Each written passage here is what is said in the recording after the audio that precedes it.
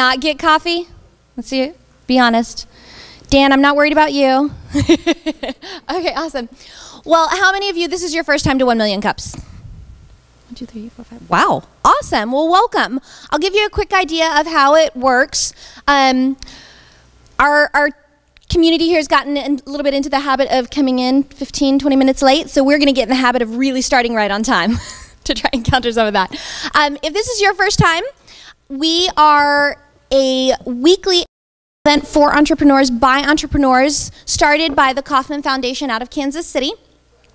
And each week we feature 2 local startups, and the purpose of our community is really to gather around these startups, help them break different barriers that they have, and just really support their growth. So this is like a weekly investment in our local entrepreneurial ecosystem, and I'm so grateful you guys are joining us. Each startup tells their story for 6 minutes, and then after that 6 minutes is done, we have 20 minutes of Q&A from you, so that we really like engagement. The only thing we ask is when you want to ask a question, raise your hand and we'll come by with a mic so that our Joy casting stream viewers can hear what you're asking. Then we'll have a little quick break in the middle where we'll probably give our sponsor shout outs at that time, and we'll have another presenter come up, share their story for 6 minutes, and have 20 minutes of Q&A. And dismiss. So we try to really start right on time and end right on time so that you guys can enjoy some networking out in the lobby afterwards. So without further ado, I would like to invite Orrett Davis up from Orlando Tech Association. Orrett's going to be sharing about Orlando Tech Week, which is an epic, awesome, exciting event, and I won't give the spoilers away. I'll let Orrett do that. So let's welcome Orrett. Thank you. Hello. Awesome. Good morning, everyone. My name is Orrett Davis. I am the Executive Director of the Orlando Tech Association. And really 3 things that I want to go over this morning. One, I want to share with you the history of Orlando Tech and why we got started. Second thing I want to share is why tech is so important here in Orlando. And third, or lastly, I want to share some of our pillars, what we're doing, what drives us here to really do a lot of the initiatives that we've kicked off. And the history of Orlando Tech really begins about 3 years ago when I first moved here to Orlando. I was, as an entrepreneur, someone interested in tech and in startups, I struggled to find the startup community here in Orlando. You know, there wasn't a place that you can go and say that is where the startup community and the tech community lives. And I struggled for months to find that community here. So I was fortunate enough to run into 3 random strangers at the time that shared the same interests as me, and we started something called the Orlando Tech Meetup back in November of 2011. We had 5 people show up to the first one, even less show up to the second one. We had 4 actually for the one in December. But we slowly start grow and start pick up. And over the last 3 years, we've seen kind of this transformation of the Orlando startup and tech scene. We've seen other events and other activities kind of branch off from ours. So Indianomicon is one of those examples that started because of what we were doing with Orlando Tech and with Startup Weekend. So now we're at the point now, 3 years later, where we have over 80 events happening on a monthly basis. So if you think about that, that's 2 to 3 events that are happening every single day. So no events happen on Saturday, Sunday, or on Friday. So it's really Monday through Thursday. We have 2 to 3 events happening, tech, business, startups, entrepreneurship, happening here in Orlando. So incredible transformation over the last 3 years. So what this really boils down to, though, is this kind of grassroots convergence of these organizers. So people that are passionate about growing Orlando's startup tech scene here are coming together, banding together to launch these community-based initiatives. And so over those 3 years, Orlando Tech, has grown to be one of the largest startup and tech-focused meetup groups now in the Southeast. We have over 1,800 members. We have over 250 people coming out on a monthly basis to our events that attract designers, they attract developers, it attracts the business community, are all coming out to listen to 5 startups demo and present their ideas. And so with this, we've started asking ourselves, what more can we do for the community other than being a meetup group? The meetup group, you meet once, you go home, and that's it. We wanted to have a bigger impact on the startup and tech community here in Orlando. And so kind of that was the genesis of the Orlando Tech Association. How can we have a really strong impact on everything that's happening here with the tech startup scene, especially this current like hyper trajectory that we're on over the last year, really. So why does tech matter? This is kind of just preaching to the choir of why tech matters, but really it's the fundamental driver of economic growth. It's kind of just propelling everything forward. It's why the mayors have such a big push for tech here in Orlando. It determines the salary of everyone else that works in the industry, or so everyone else that works in a region, regardless if you're in tech or not. And so this is a really heated issue that's going on right now about how suppressed salaries are here in Orlando because of the hospitality industry. Tech is the means to fix that here in Orlando, just because of how high the tech salaries are. And the final, it has a disproportional positive effect on the economy. For every tech worker that's created, there are 4.3 auxiliary jobs that are created. So this is doctors, lawyers' offices, these are restaurants. For every worker, for every tech worker, it's a 4-to-1 ratio, versus you look at construction or hospitality, it's a 1-to-1, right? So it's a really just disproportionately greater impact on any other industry here in Orlando that tech can have. So what is Orlando Tech? So Orlando Tech is a community-built organization that connects, promotes, and fosters the growth of tech companies here in Orlando. And so we have a 3-part membership structure. We're a membership-based organization. But the first part of that is our tech members. So companies like Power DMS, companies like Fuelzee, companies like Echo, that are companies that are passionate about growing the tech community, they are part of our membership base. We then have community government supporters. So this is firstly the city of Orlando has come on board. And so we fall underneath their Main Street program. So if you're familiar with Mills 50, College Park, Audubon Park, a lot of the places that people have come to love about Orlando, we're kind of taking the similar approach that they've made successful with those areas. So if you think of the Food and Jazz Festival, the wine festivals, or any other those events and activities, and how those groups have helped to unify not only the business community, but also the residential community, we're taking a similar approach and then applying that instead of to a geographic region, more of to a demographic region of startups and of tech. And then our final portion of this triangle is the community supporters. So colleges and universities, UCF, Rollins, the Melrose Center, the library have come together. And all three of these groups are really kind of make the case for helping to support tech here in Orlando.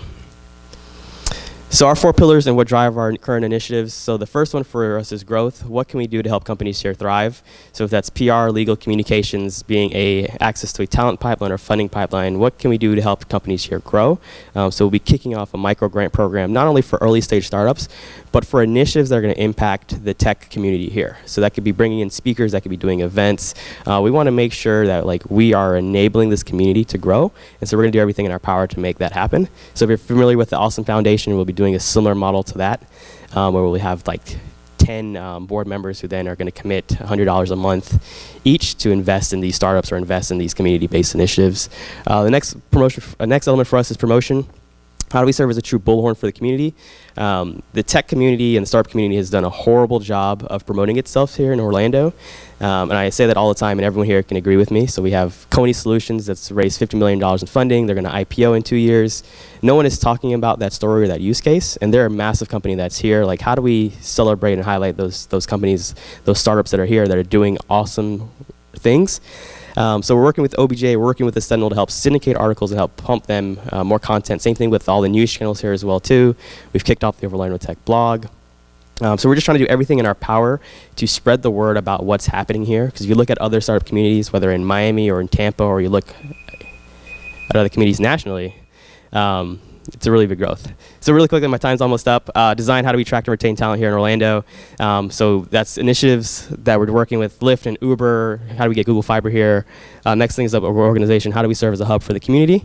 And I'm going to skip over that. And then the really big thing I came here to talk about is Orlando Tech Week. This is our initiative that covers all 4 pillars, September 27th through October 3rd. So it's coming up this Saturday. And it's not just for the tech community. It's for those that are tech curious, those who are interested in knowing what's happening here all over in terms of the community. And we've pulled together all these awesome events from Bar Camp to iSummit to Shorts Tech Awards. We're having a Low Country Boil. We've partnered with Lyft to give everyone free rides during this entire week. So if you buy a ticket for Tech Week, you get free Lyft rides everywhere you go. So actually it bakes up for the cost of the ticket, which is $30 for most of these activities. And then we've actually done a special ticket price for iSummit and Shorts at $250 that gets you into everything really quickly. So I think my time is up. But OrlandoTechWeek.com. If you have any questions, I'd love to answer them about OTA, which is our tech association, or about Tech Week in general. Definitely recommend everyone to come out here and to take part in the events. It's going to be a really great showcase and highlight of everything that's happening here in Orlando.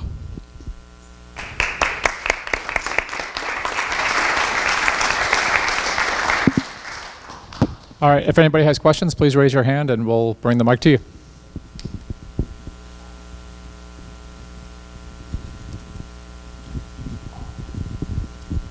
Come on, there's got to be more than that. What would you say is the biggest benefit of joining OTA?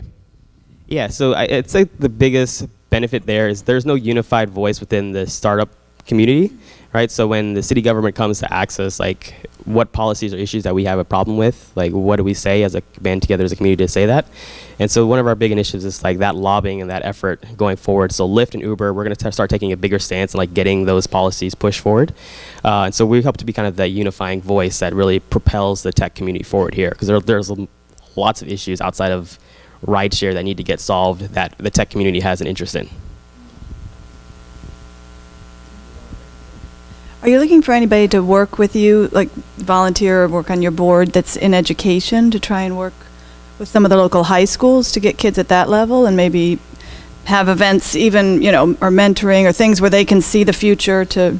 Yeah. So that's actually one of our pillars, is kind of this STEM education problem that we're going through. And so we're working closely. That's why we've partnered with Melrose Center, for example. So we'll be helping them to like really kickstart a lot of their STEM-based initiatives there. So they're doing a Minecraft event with kids, teaching them how to code, but also using that, like using Minecraft as a disguise to learn kids learn how to code, right? Which I think is an excellent way to get kids interested in programming. So yeah, I'd love to talk more about how we can get more STEM education involved with everything we're doing. What is it that we can do here, in the people in this room, to help get the word out and help you with your mission?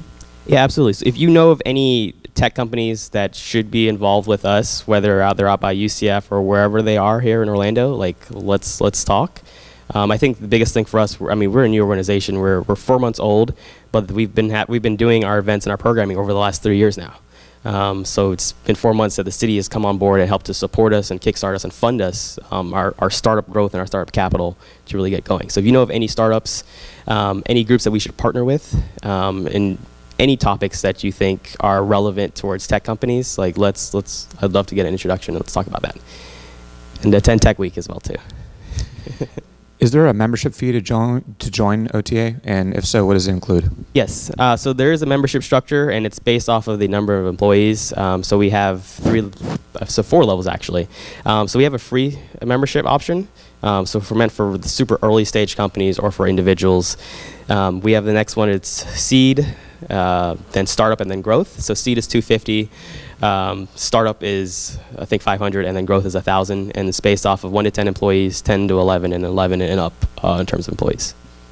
So. Well, since we don't have anybody else, I'm going to, Yep. I was going to ask the super open-ended question of what else should we know about OTA? Yeah, I mean, really, our goal is to help boost the profile of Orlando as a tech hub. And really meant to do that over the next couple of years. Everyone knows that Orlando is a place for hospitality and for tourism, but we have this really, we have the largest modeling and sim cluster here in the world. We are technically world leaders in sports and entertainment technology, and these are things that people aren't aware of and no one knows, and the tech community hardly knows about these things, yet alone the residents of Orlando, right? So our overall arching goal is let's change that conversation to make Orlando a place known for not only tourism, but also for tech, right? With everything that's happening here. How do you, any thoughts on how to kind of hit diverse communities with the tech's kind of industry and kind of introducing that to them? Yeah, I'm a bigger fan of if we create a bigger tech cluster, it makes all the other pots bigger as well too. So we make all our events open to the public. A lot of our events are free for people to attend. So we definitely want as many people involved with what's happening here, especially with our tech community as we can get possible. So I'd love to talk to any outside groups that you think are not represented in our tech community. Let's chat about them and figure out ways, specific programming, events, activities that we can do to start activating those communities. What are you doing to get the word out outside of Orlando? I'm over here, sorry. Okay. What are you doing to get the word out to other entrepreneurs outside of Orlando so that they can come and bring tech to Orlando? So in terms of bringing their tech companies here as well too? Yes. Yeah. So some of the stuff that we're doing there is we've partnered with Metro EDC, and so that's a lot of their big initiative there is bringing those outside groups here into Orlando. Same thing with Visit Orlando, kind of switching that conversation that it's not just like hospitality and tourism, but it's really like there's this tech cluster here. And so we are now one of those like stops on the kind of EDC's tour of the tech community. So when they're bringing in high profile clients to convince them to move to Creative Village, convince them to move to Orlando or downtown, we're one of those stops, and we show them the tech meetup, we show them the community, we show them what's going on at Canvas, so that way they don't only see like this very isolated view of what's happening, they see the full spectrum of everything tech community-wise that's happening here in Orlando. Yeah. Yes. So speaking of full spectrum, can you give us an idea of what the schedule for Tech Week looks like and what is happening at each of those events? Yeah, absolutely. So on Saturday we have Bar Camp. So Bar Camp is an on-conference. The attendees set the agenda, so there's no set schedule. It ranges from topics from everything in arts, photography, music, culture, to tech, how to leave the rat race, like any topic you can think of, like someone will be talking about it there. And if you have an interest in speaking on something, pitching your startup, talking about it, passing something that you're passionate about, like Bar Camp is the place to do it. It'll probably be one of the largest events that we have for Tech Week, and this will be at the Cheyenne Saloon, the Orchid Garden, and at the Poker Room. Then next up, we have on Monday and Tuesday, we have iSummit, which is a huge tech conference here. It's bringing in the founders and CTOs of Priceline.com, Mashable.com, Paul Singh, who was with 500 startups. Pretty much anyone that you can think of, like they're going to be coming in from out of town to visit here in Orlando to see our tech community. So that's iSummit. Tuesday night is the Shorts Tech Awards. And so this is about celebrating local tech companies. So whether they're in the startup phase, the growth phase, or like they're these stage 5 companies, it's about celebrating the tech companies that are here. And so we actually have a couple people that have been nominated in this room for awards. So we have Fuelzee, we have Dan with CareSpotter. I'm trying to see if I see any other faces. But we have companies here from all stages that have been represented and that are going to win awards at this Tech Shorts Awards. So yeah, round of applause for those guys.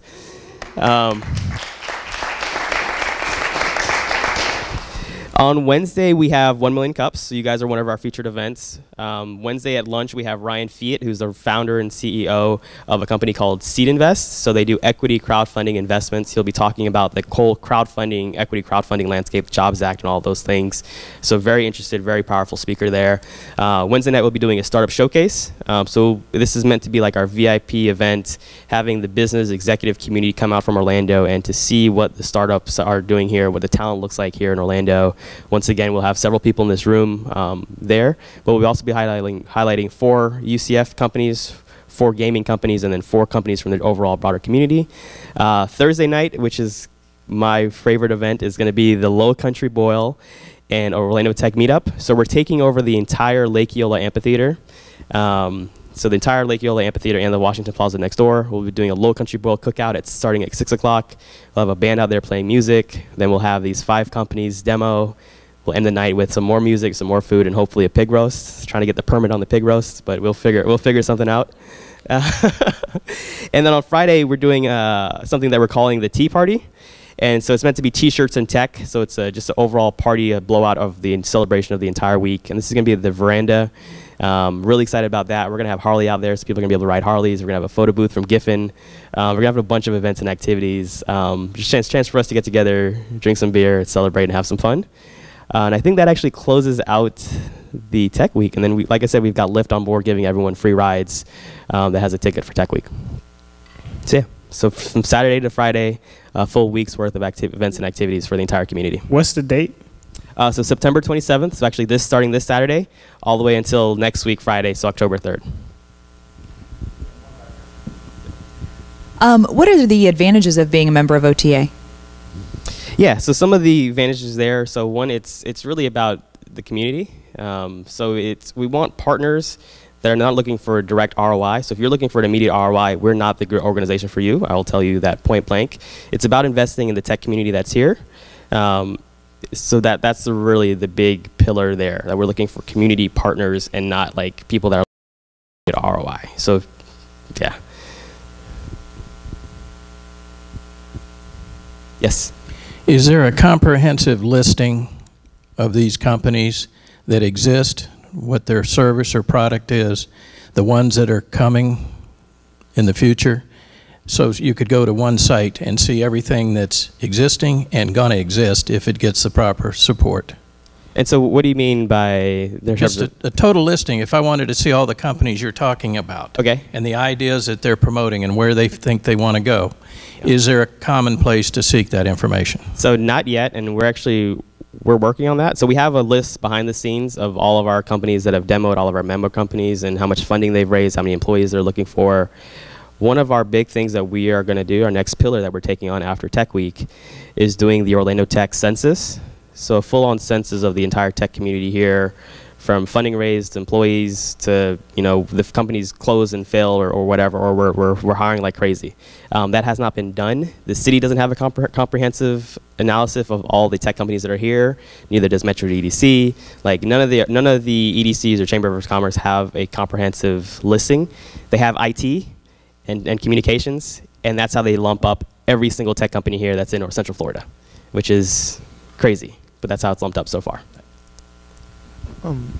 If people from the community were going to volunteer for Orlando Tech, like what are some roles some needs that you have for volunteers? Yeah, absolutely. So our big need right now, so we have communications, so everything from helping us to PR, to the promotion, to the communication online, so Facebook, Twitter. We need real help doing the startup census that I mentioned, right? So that's another big pillar for us going forward. We definitely need help in terms of running the events, logistics, from the tech meetup to the tech week. I mean, we need help across the board. Like whatever you think you're good at, like we'll find a way to plug you in, because it's really just myself and a handful of our volunteer board members.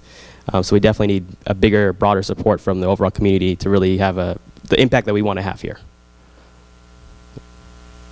So is there a secret way to get discounted tickets or free tickets to some of the Tech Week events? So it's not really a secret if you just use the discount code Orlando Tech. Or I think I made one for it's called 1MC. You can use either or. Get you $10 off of Tech Week. So you get into Tech Week for $20. Get free booze at all the events, free food at all the events for $20 over 3 days. I think that's one hell of a deal. So yeah, so Orlando Tech is the discount code, or 1MC. And what would you like to see happen with the tech community in the next 2-3 years or so? You know, so I'm incredibly excited about what's happening in the community. I think the Orlando that I knew a year ago is vastly different from the Orlando that I know now, with the launch of Canvas, with the launch of the Catalyst that's coming up, with what we're doing with Tech Week. So for the next like 2 to 3 years, when the projects like Creative Village start going off, and Health Village, and all those things are now within this like closer proximity, I want to see these like emerging industries have the same growth that we've had here with our digital tech community. So 3 years ago we started Orlando Tech, and 3 years now we've seen this rapid growth. I want to see the same thing happen, and like how we can be an enabler and a catalyst for the health tech industry that's here, or that's going to be emerging, because there's no reason why we shouldn't be like #1 in the world for health tech with the 2 hospitals that we have here that are the largest in the world.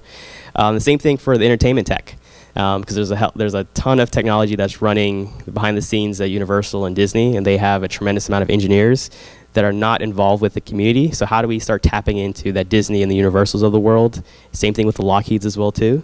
How do we get them more involved and start like really growing our community? Because if you look at all the other tech hubs around the U.S. and around the world, there's not that much of a siloing effect, right? So different industries, they talk to each other, and we haven't had that happen here.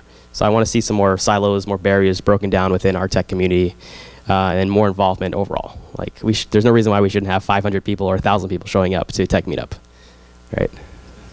So yeah. Yeah, so Angela Kendall from Spark Rocket Marketing tweeted in, have you formalized a marketing PR board within OTA to support your PR goals? We have. So that is probably one of the first things that we did, but we definitely still need more people on there. So, and we're working with actual really reputable firm, Fry Hammond and Barr, to help us move forward with a lot of those initiatives as well too.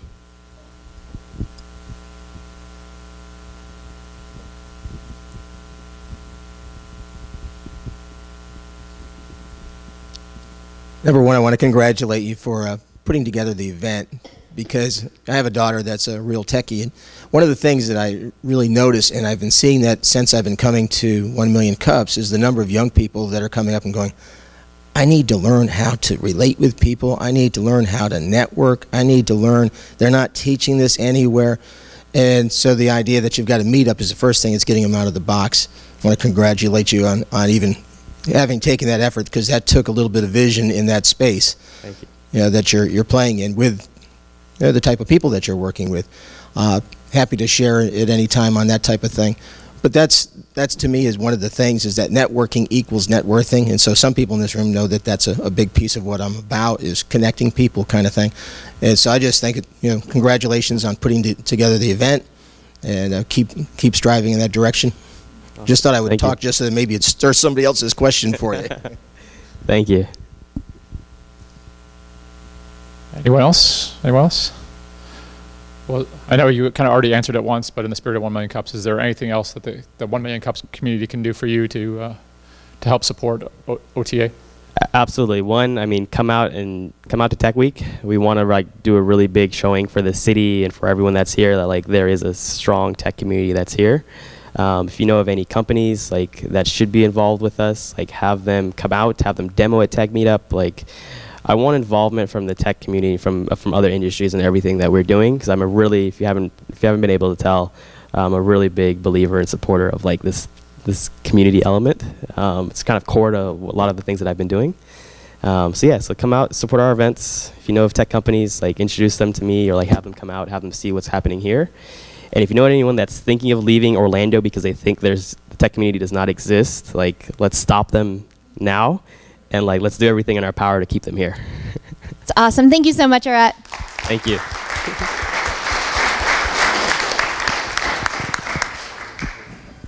So while Dan is getting his presentation set up, I want to take just a minute and let you guys know how 1 Million Cups is even possible. Are you going to throw up the main slide, Dave? Okay, cool. So specifically our sponsors, we don't have a ton of sponsorship opportunities with 1 Million Cups. So the sponsors that we do have are really special to us.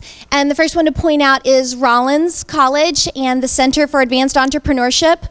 They've been wonderful. They are such champions of entrepreneurs and being an entrepreneurial resource for the entire community, not just Rollins alumni or Rollins students. And so I'm really impressed with them. So we want to say thank you to Rollins. And please, on Twitter, we try and keep our Twitter account really active, showing our sponsors love, saying hi to one another, saying hi to the organizers. So please use these Twitter handles and join us on social media. Another sponsor is Rudy over here with Joycaster.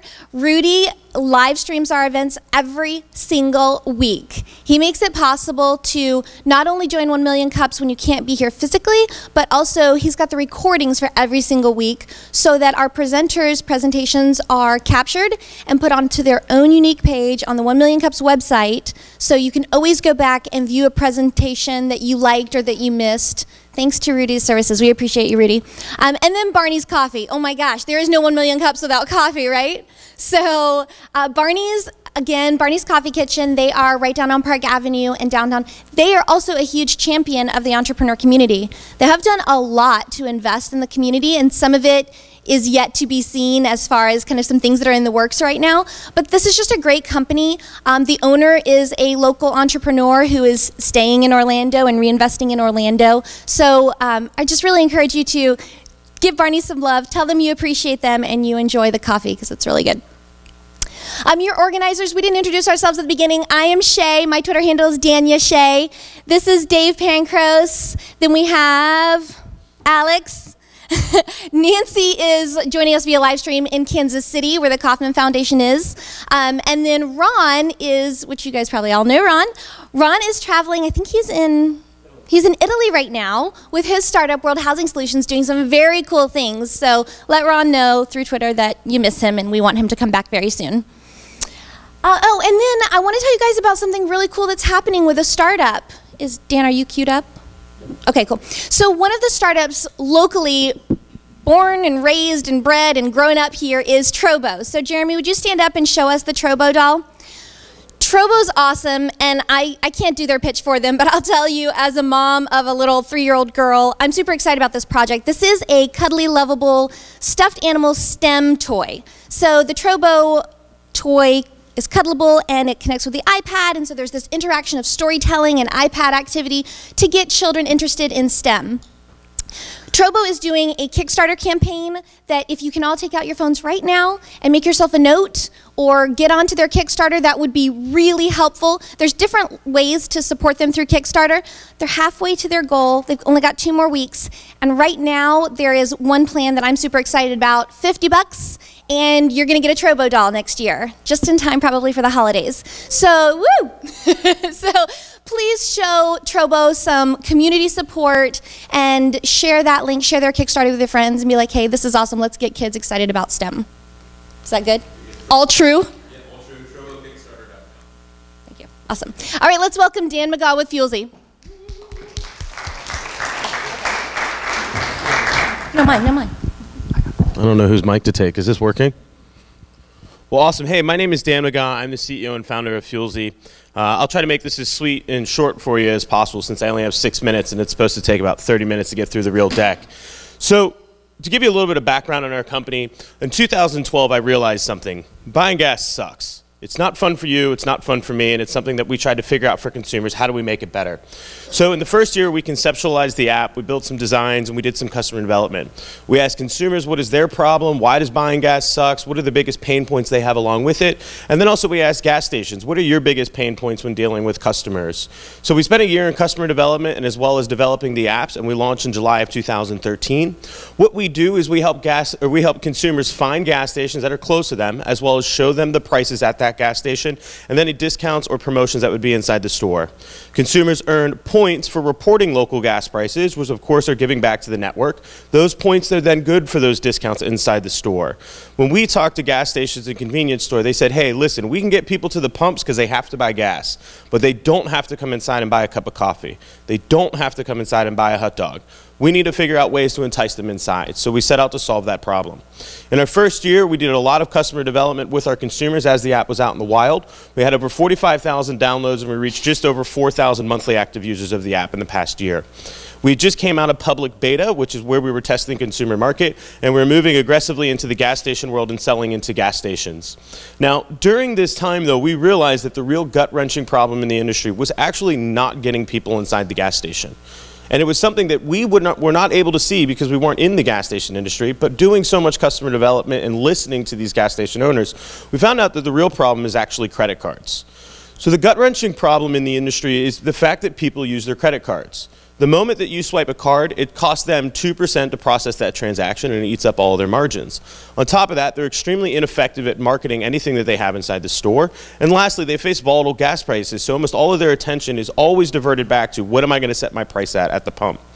So what we're launching is going to be a new way to process payments. And the reason why is because 2% of these transactions adds up very quickly. When you spread it across 150,000 gas stations, which is one of the biggest industries in the world, it equates to $11.2 billion that are paid to the credit card companies. While last year, the gas station industry only made $7.6 billion in profit. Now, when you're paying somebody else more money than you make in profit, it becomes a little bit frustrating. And to find out that nearly a third of the industry, after you swipe your card, is not making any profit at all, is identifying a real problem inside the industry. I mean, did anybody in this room know that when you swipe your credit card, the chances are that gas station is not making any money? Did anybody know that? So by doing all this customer development, we were able to figure out these problems, and then we developed a solution. So the credit card industry has a lot of different moving pieces in it, and I'm not going to bore you with explaining every single thing. But it's been around for almost 30 years, and it's an archaic process, which is very fraud heavy. There's too many middlemen and too many people that charge a percentage of the transaction. So at the end of the day, they're losing 2 to 3% every single time you swipe your card. This slide usually takes like 10 minutes to get through. I'm not going to bore you today with that. Now, our process is very simple, the way that we process our transactions. The moment somebody uses our app, they're able to add their credit card information or their ACH information. We'll process either transaction, but we always push towards ACH. The moment they visit that gas station and they swipe our payment card or they actually show the app, it contacts our server inside the gas station. We then manage all the transactions between the underwriting bank and also the consumer bank and cut out all of the middlemen. We cut out about 6 people in that process by managing the whole transaction ourselves. Now, of course, we charge a fee for this, and of course, we have a couple other people we still have to pay, but we're able to get away with only charging 25 cents per transaction. When you compare that to the average gas station's transaction, it's a 72% savings off of their typical credit card payment. Because the gas station is paying upwards of $3,000 to $6,000 a month in transaction fees to a credit card company, and we're able to offer the same exact service and convenience to a consumer by having a card as well as a mobile app, but also charge 72% cheaper on our payment processing. Now, we do this in a white label solution where a gas station brand could have their own app, which is going to help them acquire customers and get people into the gas station. They can also offer their own deals and incentives through the app, which is available on iPhone or Android, and then as well as integrate with loyalty programs and then finally pay using our proprietary system. This means Wawa can have their own payment card and as well as their own mobile app that will process their payments 72% cheaper than a credit card. For gas stations that aren't as big as Wawa, we also offer our normal standard Fuelzee consumer app, which allows any gas station, small or large, to be able to have a way to accept new payments, as well as integrate into a loyalty program and offer deals and incentives inside the gas station. Now, some of the things that we do a lot differently than all of our competitors is we're the first end-to-end solution. We help a gas station acquire new customers. We help them cross and upsell the promotions inside the store. They're also then able to process their payments at a great discount. Next, they'll be able to keep all their customers and retain them through the loyalty programs that they get offered through the app. And then lastly, they'll have analytics to understand where their customers came from, why they buy things, and as well as all the behavioral targeting. We also have all the POS integrations with the manufacturers already. We're able to be in market with 30 days with any single provider because we already have the POS integrations, and it takes about 5 minutes to set up on a POS device. And then, of course, at the high end of the spectrum, we're 80% cheaper than a credit card. Anybody in here have a business where they'd like to cut a cost by 80%? Pretty sure it makes a lot of sense. Now, let's talk a little bit about some other things. We're brand agnostic with our consumer apps, so we can work anywhere if we would like. This is a big problem in the industry because if you want to have a proprietary tech and your own payment option, you can only have it siloed in your brand. You'll only be able to use the Chevron card at the Chevron station. What we're building is a brand agnostic system so that way you can use your Fuelzee payment card at any gas station as long as they're inside the network. So it'll be a first for the industry to have all that. How much time does that mean I have? I don't even know. Oh, awesome. Well, whatever. It's a huge industry. So it's 4% of the GDP. It's a $704 billion a year industry, just the United States alone. It's $3 trillion over the entire world. Extremely large market cap. The reason why we're going after this is because the average company around us gets about 12 times return on the money inside the company. Some of the notable exits, our direct competitor made $100 million, which was 16.6 times their revenue by Opus. PayPal acquired Braintree for 13.3 times the investment, and obviously Waze made about $1 billion. Now, obviously, we have potential exits for Fuelzee. Not going to talk about that very much, but if you have any questions, I'm more than willing to do it. I ran out of time.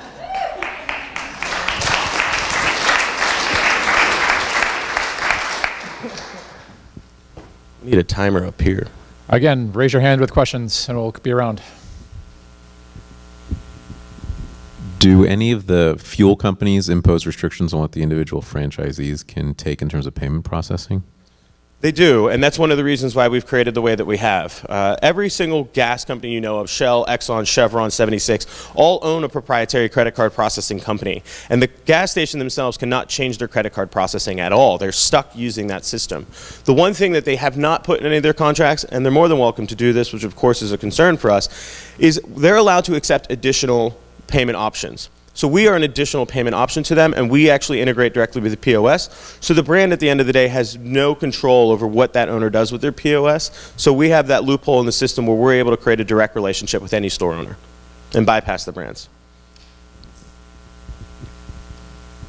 Can you use just a credit card to get that extra % off or cents off per gallon, or do you have to use a debit to get the 5 cents off? So to get the 5 cents off in that system, you would definitely have to use our debit ACH transaction, because using the credit card, once again, when that 2% comes off the top, automatically the gas station just lost their money. So it's the main reason why we don't do the credit card. So you would have to give us your ACH information, which would be a bank account and a routing number. You already have done this with PayPal and many other services. But if you're really lazy, just keep using your credit card, put it in the app. We'll allow you to still process using your credit card. You can still use your credit card at the pump and everything like you typically would, but we're always going to upsell you to our process. Can you explain how the payment process works through Fuelzee? Like, do you have a special credit card that people use? That's what I don't understand. So there's a company called EFT Networks, which basically handles ACH transactions for the industry, and there's only about 4 companies. They're a leader in the space. So what happens is when the transaction comes to us, we authenticate to make sure that it's not fraudulent, make sure that it's you, we have a PIN code to make sure all that. We then contact EFT Networks, which is our underwriting bank. They then contact the consumer bank and say, hey, listen, we need this money, you're supposed to put it in the ACH clearinghouse, and then we'll contact you again in a few days to take that money. So by using EFT Networks as an underwriting bank, they do all that heavy lifting, so there's no credit card involved. The biggest problem with the credit card industry is that Visa and MasterCard are like the mafia. At the end of every single year, they get about 50 of their executives together, they put them in a conference and they say, listen, we faced $350 billion in fraud this year internationally. How do we get that money back? Okay, well, let's do this. We're going to increase the interchange rate. And they've increased the interchange rate by over 150% nearly for the past 10 years. So you see this rate going up and up and up, and it's set because of the fraud that they have inside the industry. And that's the reason why credit cards have become such a hard system to work with, is because that interchange rate is set by the actual credit card companies, which are, of course, adding some padding for profit. Oh, for the user, I apologize. Yeah, yeah. I'm at the gas station and I want to pay what I've just bought. I apologize. I misunderstood the question. Should have cut me off. So there's 2 ways that you can pay. If you're outside of the pump. We know that's impossible. No one cuts you off. There's 2 ways to pay if you're outside of the pump. If you're outside of the pump, there's a QR code which is on that pump. You would take a picture of that code with our app, and immediately that pump would turn on. It contacts the server and it says, hey, tell this POS, this pump at this location, turn it on. Now, that might be complicated to some people, so we also have a payment card which is just like a credit card, except for it's Fuelzee branded. They just swipe it through the machine. That pump then talks to the POS inside the store and it contacts our server. If you go inside, once again, you can still use that payment card if you'd like, or you show your mobile device and the mobile device will have a QR code on it. The POS then contacts us. It's very much, we stole the entire model from Starbucks. I mean, that whole system, I mean, it works great. Do we need to get a mic to him? I feel like we have, oh, right here, sorry. One of the problems today is fraud. I know Wawa and some of these are having a lot of problem with credit cards, IDs being stolen. Is this a far more secure system? Yeah, so one of the problems with credit cards at gas stations, of course, is skimmers. They can get into those boxes all day long and be able to put skimmers on the backside. To make sure that the card would work out at the pump, you do have to activate it through the app. So if you are not activating the app with a PIN code, that card will not work when it reaches our server. So you do have to use the app in tandem with the card outside the store to prevent that fraudulent charge.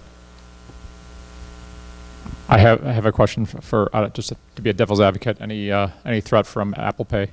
No, it's actually the best thing that's ever happened to us.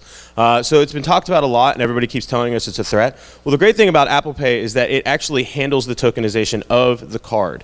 And doing tokenization of a credit card is very, very difficult, and the PCI vault that you have to put that in as well is very expensive. I mean, it was going to be nearly a $500,000 cost for me to build that, and then a yearly cost of about $250,000 to maintain that.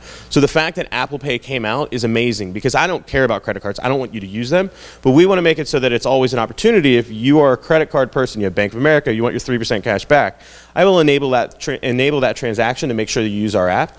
But at the end of the day, I don't want to have to do anything with the transaction. With the new developer kit that will be coming out, all you have to do is select the wallet. We'll be able to activate that credit card. We'll be able to send the information the same way they do it.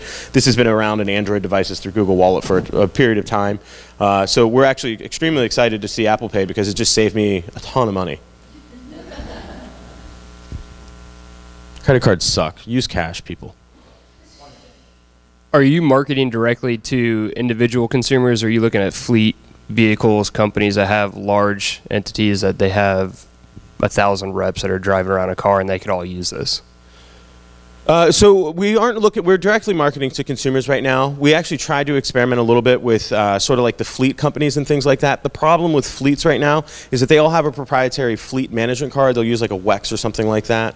And then also the liabilities on top of that, if they were to have them start looking at gas prices, then the company becomes liable if that person was to get in an accident from using our app. That's the reason why we only market to consumers primarily. But there is companies that are using us. A funny use case is in Philadelphia, we have 6 police officers that use our app. They don't care how much they pay for gas because the police officer is going to pay for it anyways.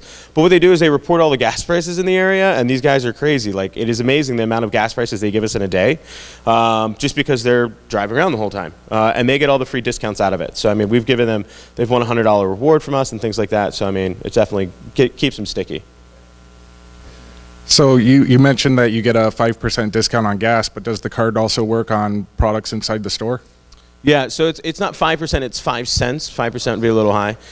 So in gas, we're able to give that discount because, of course, they're saving that money at the end of the day at the stuff. But the card will also work inside the store. It's integrated with one of our proprietary loyalty programs. So we actually track all of your transactions inside. So they could run a coffee club, they could run a Slurpee club. They could say, hey, buy a bag of ice, get a free cup of coffee, anything that they want. And since we're integrated with the POS, the customer doesn't actually have to do anything. They just have to say in the app that this is the reward that they want, and the POS handles all of it for us. I was just wondering, since Fuelzee, you can see all of the different gas prices that are getting reported in, how are you going to distinguish the ones that accept your form of payment? Of course, it's a really good question. So we actually haven't figured out the best way to do that yet, and that's a really great question. Our goal, of course, is to figure out a way to do that. We have other ways that we notify people of our promoted station listings, which isn't on here, where they appear at the top in green. We also have a featured reward ribbon which goes on them, but we actually haven't gone through the UI and the UX on actually developing the payment side inside of there. Our first goal is just to get it inside of gas stations. I just had a quick question about I'm real reticent to ever use my debit card because I don't feel like I have as much protection. My credit card number's been stolen, I'm covered, but if somebody hacks into my bank, that's a completely different matter. How do you deal with that? SunTrust? You know, SunTrust will protect you 105% on all fraudulent transactions on your debit card. Oh, okay, I didn't know that. Well, yeah. There you go. Okay. So there's a lot of misconceptions, but there is seriously, there's a lot of misconceptions about fraud with your cards. If you're swiping a card that says Visa or MasterCard and that card is used fraudulently, the reason why there is an interchange is because that transaction actually has to be credited back to you. Your debit card would not allow anybody to actually get into your bank account. The debit card is just like a credit card, so they would have to still go through the credit card company to do anything, and you're always protected because of Visa and MasterCard. Now, if they hack into your bank account, of course, they can do damage, but SunTrust actually is responsible for making sure that does not happen, and then has to protect you and give you all your money back. Now, if somebody steals your Social Security number and go gets a home loan, totally different thing. But still, even with that one, the credit card companies and as well as the credit agencies are able to reverse those transactions really quickly. Anybody who thinks that LifeLock is going to save their life, just so you know, LifeLock doesn't do that much. You just pay them a lot of money and they waste a lot of your time, because all that stuff can be handled between you and TransUnion in about an hour. Can you go back to the slide you skipped and talk to us about your exit plans or ideas? This one? Mm-hmm. Yeah, so we understand who we compete with very well inside the market. We understand who our direct competitors are, and as well as who has an interest in what we're doing. So for year 2, of course, Yelp has an interest in us because their goal is to help people find whatever they want while traveling. We're able to provide them gas prices as well as a substantial user base by year 2. As well as MCX, which is our direct competitor for the gas station industry. They have a payment option. They do something very similar to us. They just charge a lot more money, and they're owned by a couple chains. Year 3, we go after payment companies. So Fiserv, FIS, for an example, you use SunTrust. That debit card is managed by FIS. SunTrust is too stupid to figure that out, so they hire FIS. So it's true. So year 4, we're looking at bigger companies. PayPal has already made an interest that they've been following us for the past year and a half. We talked to them about using their payment technology. Unfortunately, they charge 3%. We told them arrogantly, listen, we're going to be better at the gas station industry than you. And they said, we don't care. We'll just buy you if you are better than us. So definitely a great company to have following us. Heartland Payment Systems is another one, very much like Fiserv and FIS, just a little bit different setup. ExxonMobil, Shell, things like that. They have their proprietary tech. The problem is with these industries is they don't know how to market it successfully. They're not good at user adoption, customer acquisition. My specialty is actually customer acquisition. The past 2 companies I've worked for, I scaled their brands tremendously. So they're big acquisition targets for us because they, of course, have $350 billion in the bank and they can do whatever they want. I mean, that's why you pay more money for gas, is because they have so much money. And then lastly, if we can make it to year 5, there's definitely a great opportunity to go for an IPO because we are a fintech company. We will be a financial services company. We're going through a federally government kind of regulated space. We will become a money transmitter, which is about a $28 million process over the next 5 years. So we will be a direct competitor to some of these really, really large organizations. We have chosen one vertical to focus on, so that way we can dominate in one space, which makes us an easy acquisition for any one of the other payment companies out there. That is a big slide. But one thing I can't get over is the fact that somebody would buy Gas Buddy for $100 million. God. All for gas prices. It's $100 million. They bought Gas Buddy just for gas prices. That's how much retail fuel pricing industry is worth. Just knowing the price on the corner nationwide is worth $100 million. I was clueless to that before I started this. Well, going along that same line, you mentioned that people report in, current gas prices, things like that. How can you guarantee to your consumers that what you're reporting is the latest and greatest? So we cannot guarantee that. I mean, and especially even if we had a direct feed to the gas stations. So we were working with Hess Express before they got acquired by Speedway to get a direct access to their API. Even their corporate API that carried their gas prices, they still could not guarantee the accuracy of the gas prices. So you're always going to have some concerns about making sure that it's a correct transaction, or excuse me, a correct price. We try to do everything in our power to make sure it fits inside the data model. We're building an algorithm now that predicts whether a price is correct or wrong. So say a gas price goes up 20 cents, that could be true, but we have a model that looks at all the other pricing around it to make sure it's correct. But we're building in a picture technology using optical character recognition. So for users that we need to get a good gas price, they would take a picture, they would put their pocket back on or their phone back in their pocket. Our OCR technology would read the price and then post it to the platform. You can't really fake that one. You could, I mean, if you're really good. Yeah, what was the process of going through once you had your initial idea and then seeing, okay, this is something that people would really use? And then from there, the customer development process of getting to, wow, there's this really big problem. How did you discover that? And once you kind of saw that problem, how did you know, wow, this is a really big problem and this is where we should be attacking? So just to kind of recompass, the first question is, how did we come up with the idea, kind of, right? Yeah, how did you say, wow, this is something that people will be using? And then from there, getting to the process of, wow, here's this really big problem. How did you kind of discover that? Yeah, big pain point? We discovered the problem by watching 60 Minutes, and some guy in the Middle East who owned an oil refinery who was building I think it was a $20 billion refinery. It was going to be 12 years before it opened, and the reporter asking him, aren't you afraid that in 12 years we're no longer going to buy gas, we're all going to have electric vehicles, we're going to be in hovercrafts? And he looked at her like she was a stupid American and just laughed. And basically explained, listen, no matter how much you Americans think you're going to start buying Prius cars, you're not, because there's a bunch of rednecks that are always going to own a truck. So you're always going to buy gas.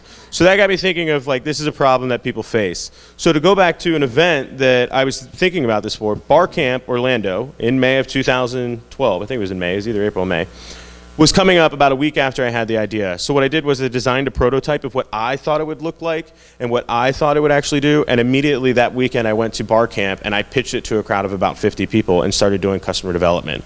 We never built a single thing other than graphics around the idea until we had done a considerable amount of customer development. We had sat down with hundreds of people and asked them, why do you hate buying gas? What is the problem of buying gas? I mean, the most random questions come up. Why do you hate buying gas? I hate having to type in my zip code when I put in my credit card. I'm like, a 5-digit number, you hate that? Like, that's really your pain point? That's a pain point.